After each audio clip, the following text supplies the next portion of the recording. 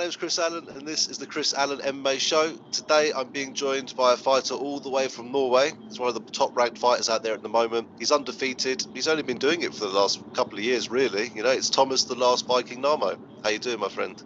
Hi, mate. How are you?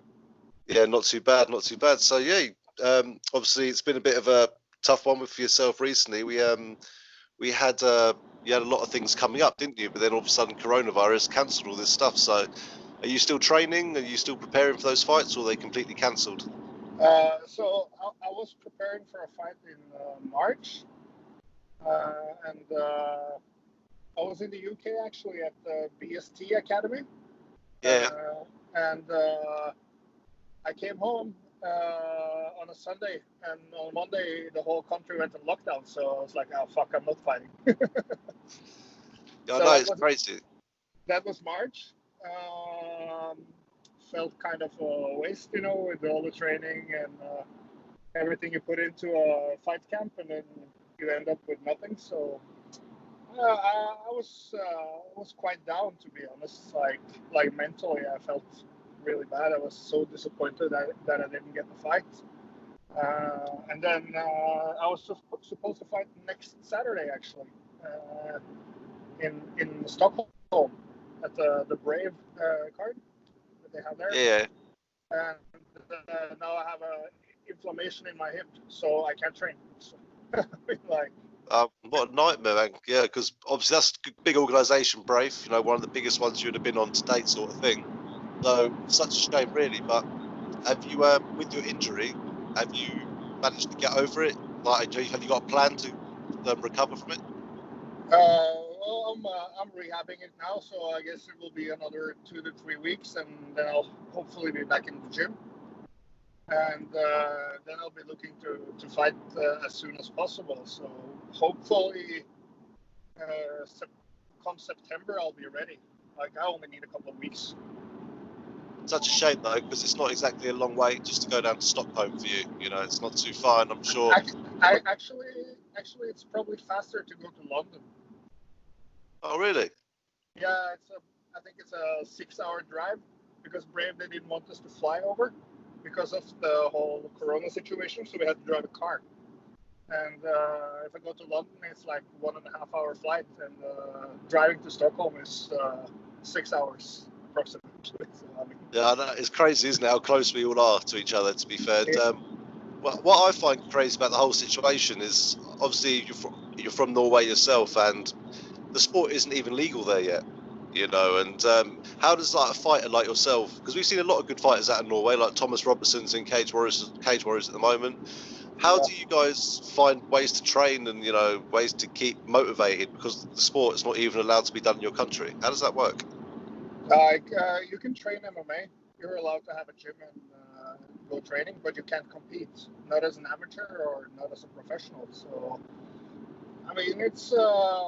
I would like to fight on home soil one day, but for now, I can live with traveling around the world and like meeting a lot of new people. It's always nice. Get the chance to be a tourist a little bit, not too much when you're focusing on the fight, obviously, but if you're lucky, you might get a day or two after to just walk around and have a look at whatever city you're at. So, I mean, that's not too bad. But hopefully one day I'll be able to fight back in Norway. But let's say, like, pro boxing was allowed. I think it's might be 4 years ago, 5 years. Yeah, boxing. So yeah, well, that's a good sign, though, isn't it? That if boxing's been made legal, then maybe they're slowly starting to warm to the idea. But in the UK, they show it on TV, but the BBC, the biggest channel, you know, in the world, nearly won't show it still. You know. No, but I mean, like, you can watch, or I think you can watch some on TV now. Actually, in Norway, you got a TV channel. Oh, I'm losing you, man. You're losing me? Yeah, there we are. Got you back now. That's it. Cool. Yeah, there's a TV network in Scandinavia, I think, they're broadcasting fights, so you're able to watch Cage Warriors, UFC, stuff like that. in Norway, which is good. It must be so annoying though, because your next door neighbours will pretty much, you've got Sweden there. It's like a massive sport over there. They can compete where they want, but then you can look at it as seeing it's not really that far to travel, because as you said, you're closer to London, you're close to Sweden, you're close to all these places that are putting on great shows. But you must want to have that feeling though, don't you, of the home crowd behind you. But you don't know the difference though, do you? Because you've never had that experience. Like, if you never know, you never know. It's, but I guess as you said, like we have a lot of good fighters coming out of Norway, and I think that it might be because it is illegal to fight MMA in Norway, and the guys that, especially when we're starting to climb up the amateur ranks, you have to invest a lot of money, and you have to buy your own plane tickets going to the UK or wherever. You put a lot of money into it, and then you for sure know that this is what I want to do, And I think also that's why we have a lot of good fighters coming out of Norway, because the guys that are fighting, they really want to fight. They want to compete, and yeah. Very dedicated, basically. They're putting everything into it. It's not like they can just go 20, like in England, you can drive an hour and you can get a fight, potentially. Yeah. But over for you guys, if you want that fight, you've got to actually invest quite a lot of money into it yourselves, haven't you? Yeah. You have to work a full-time job, then you have to invest in all the travel arrangements. You might even have to pay for your coach to go with you, and then you have to do the whole fight camp and then working 8 to 10 hours a day as well. So, I mean, it's crazy, mate. Full-time lifestyles, but people think all you fighters are earning millions per fight like these boxers do. I think they forget that you guys have to work because what people forget is like, oh, he got paid this purse, but I think people forget that you've got to pay for your training, you've got to pay for all your food, your supplements, all that stuff as well. Yeah, it's if you want to become rich, then you should probably invest your money in something else than a fight camp. That's it. But as I said, you can't be doing too badly. I said you turned pro. Was it like less than a year ago? Yeah, it was 8th of July last year. Actually, I got like a memory up on my phone. So it was July 8th, 2019. I turned pro. So, and you say you turned pro, and then I think within 3 months, 4 months, you had an undefeated record already. So how did that feel? Obviously, investing all that time and money, getting over to the UK and fighting over here, walking away with such a fantastic result each time. I just like to compete. I come from different sport. I come from ice hockey. Played professional there in Finland, and Finland is a really good country for hockey. I just like to compete, and obviously I've had a lot of opponents falling out, even in the pros, because that was my biggest problem in the amateur circus, so to say, that everyone was pulling out, and keeps on happening in pro as well, and yeah. But hopefully I'll get some good fights soon, and really get a good test, because that's what I want. I want to compete with the best fighters available. So hopefully we'll have a good fight or two. I'm hoping to get at least 2 fights this year. So yeah, there's a lot starting to creep up now from around Europe. Unfortunately, nothing in the UK yet with crowds, sort of thing, But there is a few things popping up. But there's a very good opportunity that you can fight. And because last time I spoke to you one time, you obviously you were fighting at heavyweight, and then recently you're telling me you're potentially looking at light heavyweight. Is there any sort of decision you've made on that? if you pay good enough, I'll fight light heavyweight. If not, I'm not putting down the ice cream, so I'll fight heavyweight. That's it. Is light heavyweight basically a bit unhealthy sort of weight to get down to? I walk around at about 108, 110 kilos, and then I eat ice cream almost every day. So I mean, you can do the counting then. I'll probably if I clean up my diet, I'll be 105, I guess, around there. And it's not too bad, but I really It's not enjoy worth staying. it. No, I mean, I really enjoy staying at heavyweight. My cardio is good there. I feel like I can keep a higher pace there because obviously the guys at light heavyweight are not everyone, but most of them are really athletic, which is probably what benefits me in the heavyweight division is that I'm probably more athletic than most of the guys there. Yeah, that's true, because I said that is actually a very good point to make. So if you're, I said a lot of these guys coming in at 120, 120 kilograms, and they're getting tired quickly because they're quite big. But do you find that are you working on maybe the speed factor? Like you want to have the speed advantage on these fighters, opposed to having you have got knockout power, we've seen it. But I just mean opposed to working on the knockout power, are you happy to work on the advantages of speed? Yeah, I've been working a lot on especially after after March. I've been working a lot of strength, explosive strength, and just basic strength as well. So hopefully be some brutal knockouts coming your way soon. Well, you've got 100% finishing record so far. You've mixed it up as well. I think you've got. I'm going to get this wrong now. You've got a submission, you've got a TKO, and has you got a decision? No, you haven't got a decision. It's all first round, isn't it? Pro, yeah, everything in pro is first round finishes. Because I remember you had a standing guillotine win in one fight, if I remember rightly. Yeah, I've done that more than one time. That's my special move. I won't teach it to anyone because it's not like a regular guillotine, but you'll know if I grab your neck, you'll figure out what it is. It's some of that Norwegian guillotines coming out there, the secrets of Scandinavia over there, But I've got a few tricks up my sleeve. I've been working on a couple of others as well. So hopefully I can display them in a fight soon. It would be really fun because it's not your say go-to submissions or whatever, and I think it can really catch people off guard. And you're right, especially in the heavyweight division. I don't want to speak for too many, but there's not as many submissions up there, and a lot of these guys come swinging forward, and I can just see you now. I could probably name about 5 UFC fighters I think you could put in that choke, to be honest with you, straight away. But again, I'm not going to ask you how are these secrets of doing it, because obviously you want to keep that quiet. But as you said, your opponent will learn about it, and when you've got it on, if your opponent almost thinking, "What the hell is this? How is this guy? What is this sort of thing? We've never learned this in training."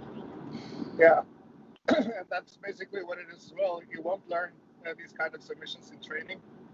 One of them I can't even do in training because it will blow your knee out right away. So. Oh, lovely! That's what I like to hear. And so, where are you? Especially when you're a big dude, if you weigh 120 kilos, that knee is going to get busted. You can tell you that. That's a lot of weight and a lot of pressure in one place here, of course, man. But yeah. So where are you learning at the moment? Where are you currently training at the moment? I'm training out of Frontline Muay Thai in Oslo. Okay. Which is it's a really big gym. Located in Oslo. Got a lot of good talent coming out of there now. A lot of good strikers. MMA is coming up as well. So it will be really interesting to see. We have a couple of guys that won the K1 official Worlds last year. Nice. So I mean, we got a quality team over here, and I think we went 3-0. We were at the Cage Warriors Academy show earlier this year, right before the lockdown, in Cage Warriors Academy Southeast. Yeah. We had 3 guys on there. All 3 guys won, I think. So I mean, we're coming.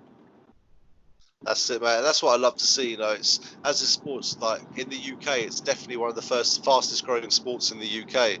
What's it like over in Norway at the moment? Is it obviously, despite it being illegal, is it fastly growing over there as well, like popularity with people? I mean, you see a lot of guys coming in. I guess you do at almost every gym, and they think they want to be a fighter, but I think most of them just want to get in shape, because it's a really good way of training as well. And they don't really, they don't want to push it to the extreme, so to say. They just want to train, maybe learn some self-defense and feel good about themselves. And that's okay too. But how about the sport in general? Is there a lot more people over there watching things like UFC and Cage Warriors now, or is it still slowly getting more popular? I guess it does. The media is giving it a bit more attention, which is good. And obviously we have some guys doing really good as well. With Jack Hermanson last week. Yeah, man. And then you have 2 other guys signed to the UFC. With Kenneth Berg and Emil Mick, and then you have Martin Hamlet. He fought for the Cage Warriors light heavyweight title last year. He signed to the PFL, so I mean, things are happening over there. So it's lovely to see it as well come from this part of the world. It's good to come from I'm going to say our part of the world. We're not far from you. We're closer to you than Sweden, so we're from the same part of the world, but no, mate, it's nice to see more and more coming out. It just shows the sport's growing worldwide, and it's getting bigger and bigger, and more fighters are coming out. And what a great time, Tom, what I mean, to be involved in this. What do you think? Yeah, we're riding the wave, so to say. It's interesting times with MMA, and it's as you said, it's growing rapidly fast worldwide. So hopefully it will also reflect on what the fighters get paid at some point. We don't ever not say talking like the big shows, but that like the more of the local shows, that they will hopefully have a bigger budget and be able to pay more for their fighters. That's it. The interest is there for tickets, and maybe they get a good streaming deal somewhere, and that would be really good, because then it's easier for say you're an up and coming pro. You might have to work part-time, or some might even have to work full-time, depends on how your situation is. But if the shows pay you a decent amount of money, maybe it's easier for you to do what you love full-time, and then then you'll also see skill-wise how much faster it's going to develop. Well, of course, yeah. Is that your sort of next step? You want to get this down to obviously part-time, and then eventually just obviously a full-time job. That's the dream, really. The dream is waking up in the morning, getting out of bed, and you're going to work, but it doesn't feel like work. Yeah. But for me, I've been really blessed. I haven't for the last 7-8 months, I haven't been working. I've only been training. But due to the current situation, I might have to work a little bit on the side. But I've been really lucky with sponsors, stuff like that, to help me out now. So I feel blessed. I'm able to wake up in the morning, hanging out with my son, and then go to training. Yeah, man, that's living the dream, mate. You get to see your family grow up as well, which is the most important thing, and that's it, mate. And then you go and do what you love, and why not, And I'm sure you're absolutely dying to get back in there. But have the lockdown situations been as strict as England? The gyms aren't even open yet. They're opening this weekend, if I'm rightly saying so. They're only just allowing gyms open. Have the gyms been open the whole time in lockdown? No, it was locked for quite some time, actually. I guess 2.5 months maybe, and it recently opened. Most of it, I'll say, it's been open for about a month or so. But there's still some restrictions about how many persons can be in the room, whether it's weight training or whatever. There's a lot of restrictions, but we're at least able to train now. So we've been training like crazy since the gym opened, and that's probably how I got the inflammation in my hip as well, because I've been overdoing it too much. That's it, pushing yourself too hard, but that's what you got to do. You know, that's going to be the situations. But what were you doing before the gyms were closed? Like when the gyms were closed, what were you doing to keep yourself fit? Were you doing any home workouts, or just going running, or eating lots of ice cream? What happened? I was definitely eating a lot of ice cream, and a circle is also a shape, so I guess I was in some kind of shape. That's it. But I was really lucky because my gym we also have like a full set of weights and everything. So they're like a really good quality gym over where I train at Frontline, and I was able to borrow a few plates and a barbell, stuff like that. I also had some car tires, so I was playing around with doing like different types of training. So I've been more focusing on like getting stronger, having more power when I got back from the lockdown and everything. So I knew that I would be ready for whatever's coming, and hopefully it's coming soon. Yeah, that's it, mate. I really hope for you as well that something comes soon. But you've got good people, you know, you've got a good management team you have as well, and hopefully going to find you something decent, mate. And I'll always keep my eyes open for you as well, mate. Don't worry. You know, I'm always keeping my eyes and ears open for any fights. But I find the problem in the world at the moment, well, not the world, but definitely in the UK, is the heavyweight divisions is just struggling. There's just not enough organisation. There's not enough fighters. There's not enough organisations or people who are willing to fight. And I don't understand what it is, and it's annoying, to be honest with you, because I struggle. I have a theory about like especially the heavyweights, because like when you get to the bigger shows like Cage Warriors and stuff like that, it's different. But to get there, you have to fight through the local. But when you're stuck at the local scene and you're a heavyweight, you're probably the bouncer at the local bar, and everyone's coming to watch you, and you're afraid that you'll get your head smashed in and look like a fool in front of everyone that thinks you're the baddest guy in town. So I think that's why there's not a lot of heavyweights, to be fair, because they're afraid to lose and to look like to not keep their image as Exactly. the bad guy. Yeah, but I think honestly, I think that's part of the reason why there's not a lot of heavyweights, and also there really, really isn't a lot of heavyweights around in the world. And if it was, they'll probably go to boxing because it's better paid. Yeah, that's the other thing as well. That is the other thing. But again, we need more heavyweight people on the scene. It may be even like a 100 kilogram sort of weight division. You know, maybe even bring or 105. You know, that would be nice sort of thing. But again, that would be Yeah, something nice though. I agree, and that's what I really like about one FC, what they're doing as they have a different system for their weight class. It's like I think light heavyweight is up to 105 kilos or 103, which makes more sense because it's a huge gap from 93 kilogram to 120. It is a big gap, yeah. And when you're a big guy, it takes a toll on your body just to like all the training you're doing. Like it's tearing your body down, and if you have to cut weight as well, it's going to be like extra damaging on your body. So you shorten your career probably by doing that too often if you're a big guy.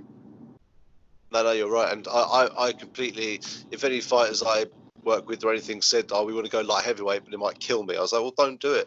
It's not good for you. You know, you're going to do yourself so much damage. The cardio is going to be awful. You won't be able to take a punch as well, you know, and things like that. It's just not worth it.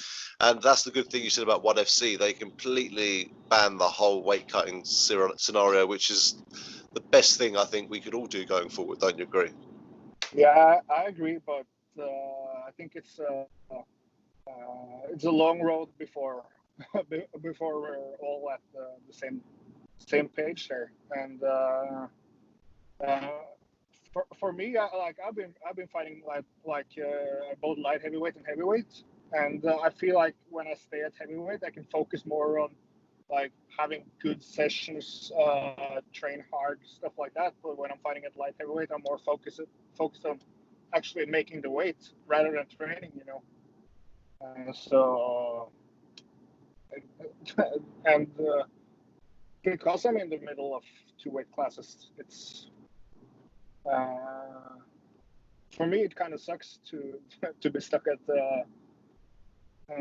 like stuck in between. But I guess I'll stay at heavyweight unless it's like really big money.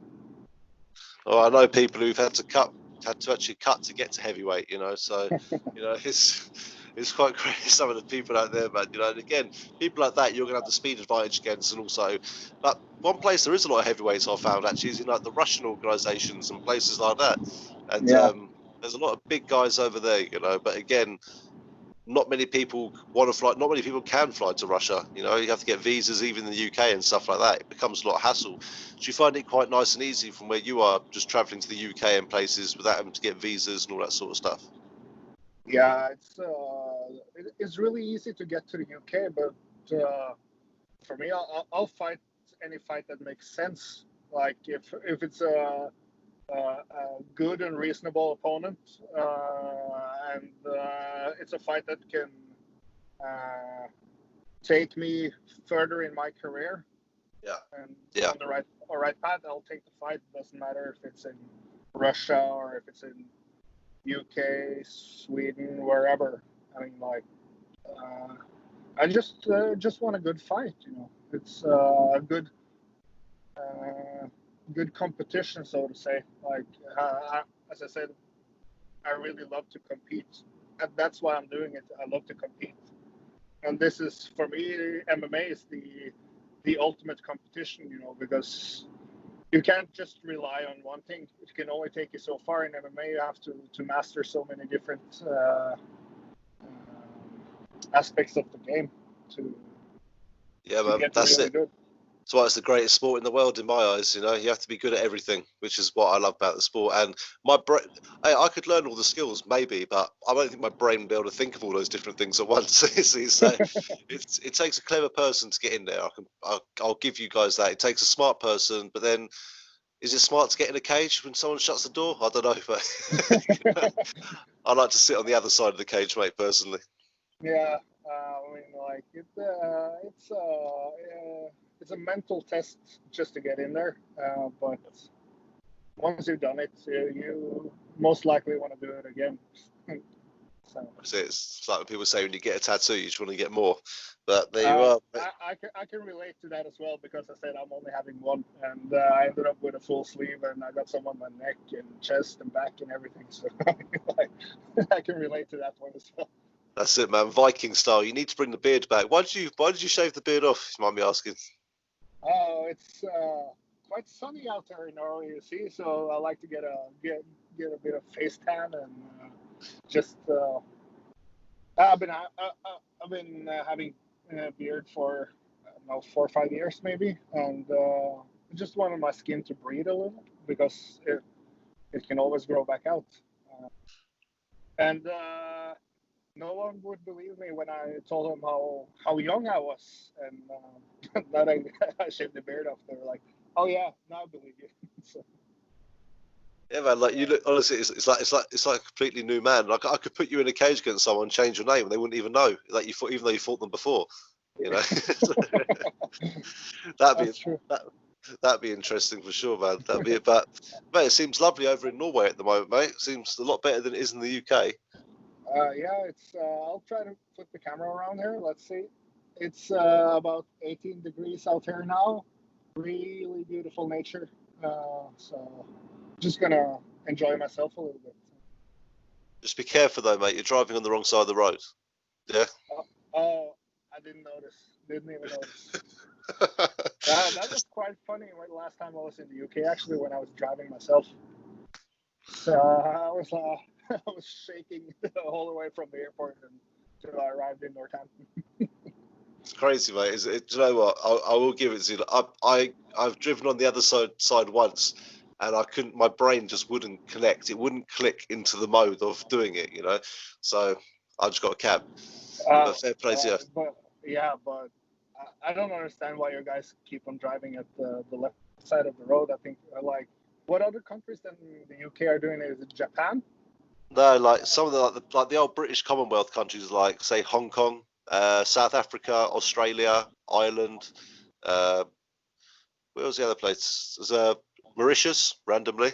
All those sort of like I think basically most of the Commonwealth, like apart from Canada, drive on this side of the road. So what's interesting in Hong Kong is that in China, for example, in Hong Kong they drive on our side of the road, but if they cross the border, it switches sides. So that must be confusing as hell. I think that's why Canada left it, the same as the Americans. But there you go. Yeah. But any country that has Queen's head on it, on their money, basically, like. All right. But yeah, unfortunately, us British, we got around back in the day, so yeah, we're not proud of it. But you guys, man, you were the Vikings. You were the superior. Like, first of all, how did you get the nickname? Because I might have to change it now. You shaved your beard off, you see. Yeah, see, I look like a kid now.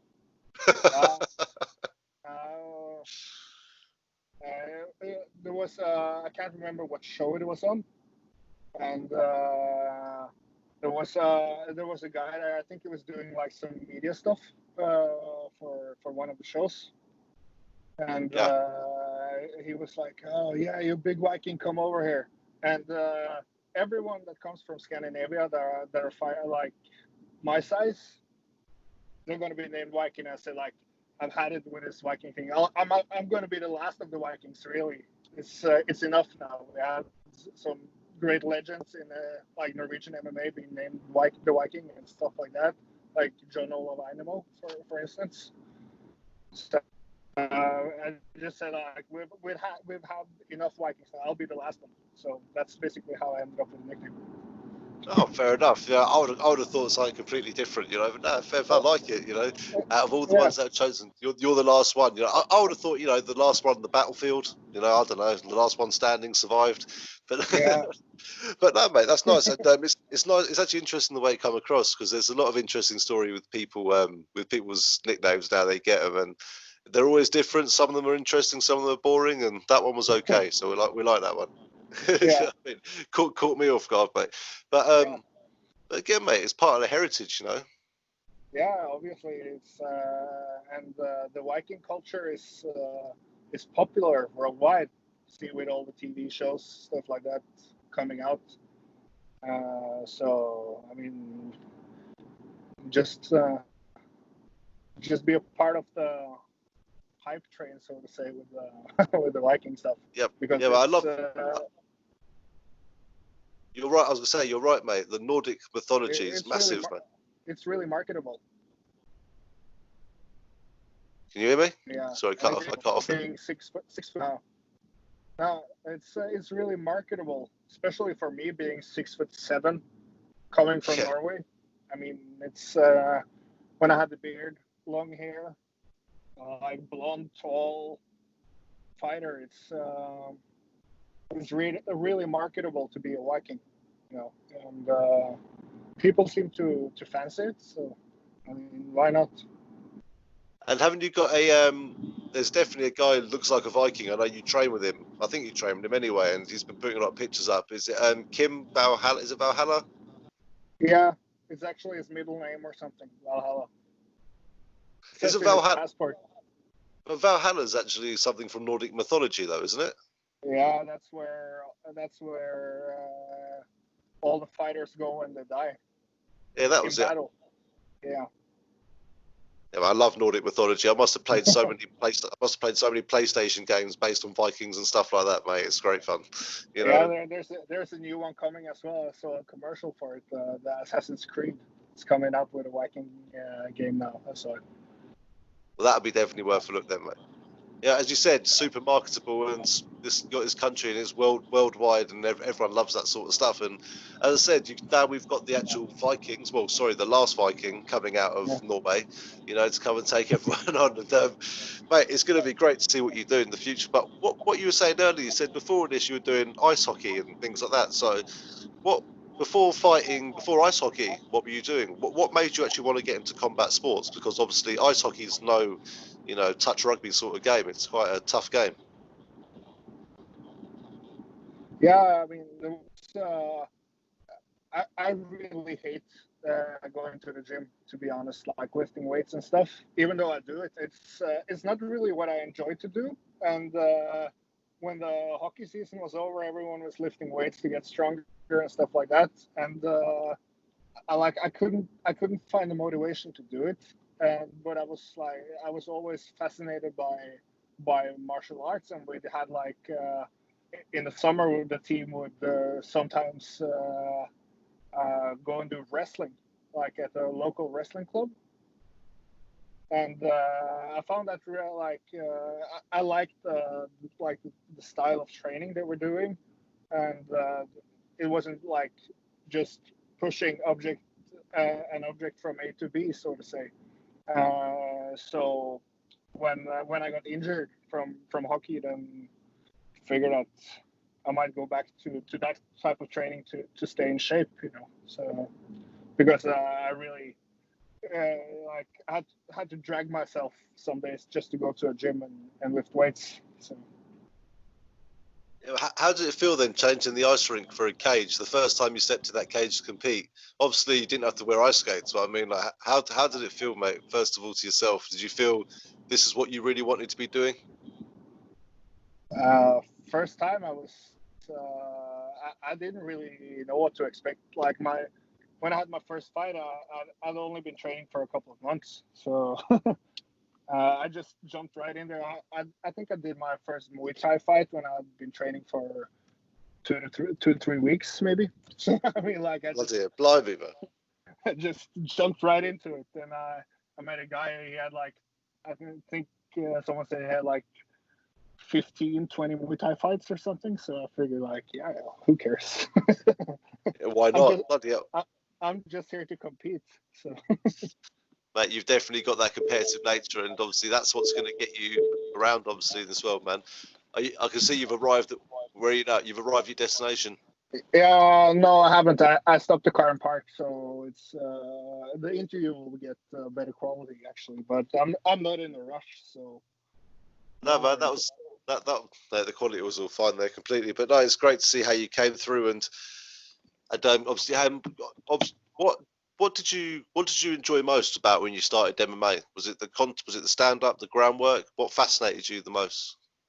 What fascinated me the most was definitely that nothing is right and nothing is wrong, so to say. You know, it's like every how do you say it in English? Like every action has a like you can always counter every move or whatever. Like there's no unless it's like a submission or whatever. It's like it can go on to infinity, you know, with everything, like because every action has a reaction, and that's really what I found interesting with MMA. It's one technique. You can always counter a technique and stuff like that. And did you prefer also, like, obviously ice hockey is a team game, you know, you play as a team, you could score so many goals but still lose the game, you know, but with MMA, do you feel like the more you train, the more you put in, the more you get out, sort of thing? A bit of both, because I was a goalkeeper, so I mean it's kind of lonely anyway. Fair enough. Yeah. And like, yeah, as you said, you're like you can score a lot of goals and still lose the game. But when you're the goalkeeper, then if you keep a clean sheet, you'll win most of the time. So like what I put into to my training when I played hockey is I felt like I was more responsible than the 20 other guys playing on the team, because if they had a shitty day, we could still win the game. But if I have a shitty day, everyone knew lose, you know. So more pressure. So a lot more pressure, and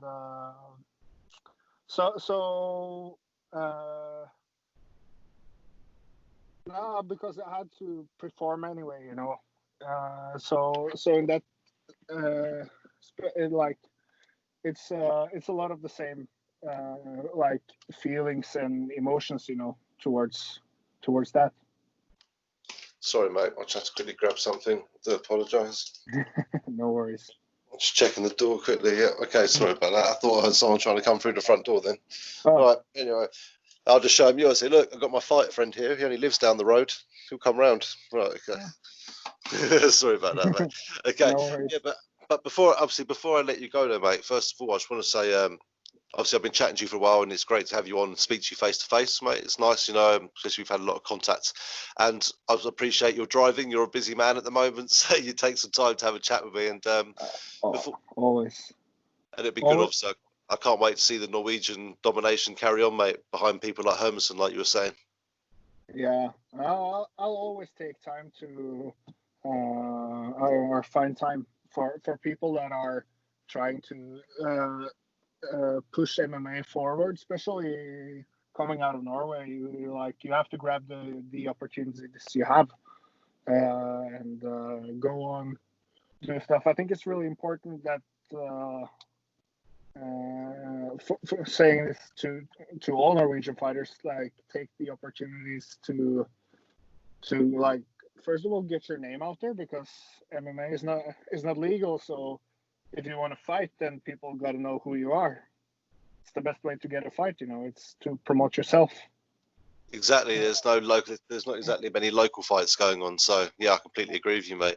And also, I was gonna say is just I want people to know where they can. What's important, like you said, you need to get your name out there. Let people know where they can follow you, mate, like on your social media and things like that as well. Yeah, you'll find me.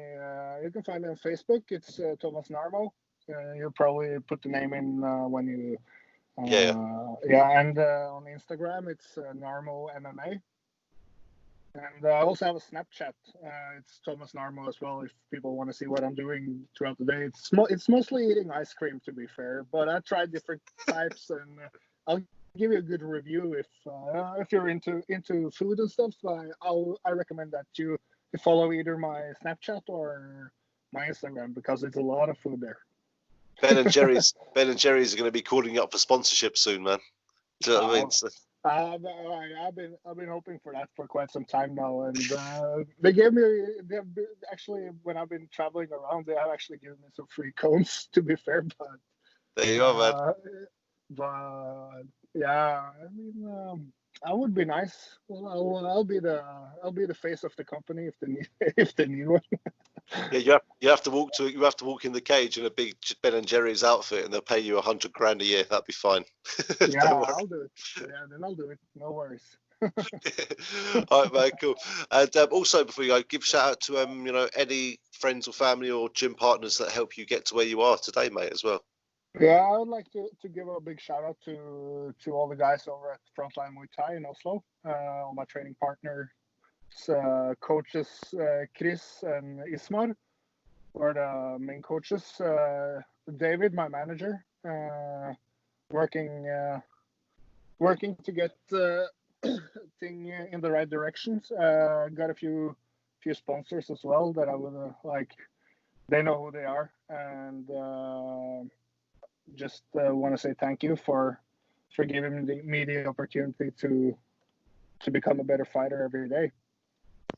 That's it, mate. And you are going to get there, so it's not going to take long. And again, I appreciate you taking time to speak to me. So it's nice to speak to you face to face for once. And yeah, really nice. Thanks for having me on. And I know we'll always be keeping in touch for the future anyway. And next time you're in England, let me know. Hopefully it's because I brought you here, but let's hope for it. But if not, let's meet up, mate. We'll have a beer for sure. Yeah, 100%. Now, actually, today they announced that, or I don't know if they did it today, but you don't have to go to a quarantine when you go back to, like, if you go to the UK from Norway, then you don't have to go to a quarantine when you go back. So, I mean, depends on you guys now if I want to go over or not. If you're That's it, mate. Well, we'll come to you instead. Don't worry, it's madness over here. But like, mate, I can't wait to see you back in the cage soon. I'm sure I'll speak to you soon, and let's try and find you a fight. And I'm sure your manager will as well. Yeah, we're working on something now, so it's going to be really interesting. And I'm doing another thing outside of fighting. I haven't signed the contract yet, but they have they said that they want me to do it. So I can't say too much about it, to be fair, but it's gonna be on Netflix. That's what I can tell you. That's pretty cool. So everyone, that's pretty cool, man. I can't wait to see it. But everyone, keep an eye out on obviously Thomas Narmo's Facebook page and Instagram. I'm sure it'll be updating, and Snapchat. If you don't remember what it was, just go back a little bit. You can listen to it again and make sure you follow it, because at the end of the day, he'll announce everything, and I'm sure it's going to be something special. The Norwegians are coming; they're already turned up, but now the last Viking's coming. All the other Vikings have turned up. So, mate, Mr. Narmo, thank you very much, mate, and have a good evening. Thank you, and have a good evening, you too. Enjoy the night. Yeah, I'll try. Cheers, mate. See you later. Cheers. Bye. Bye. Bye, mate.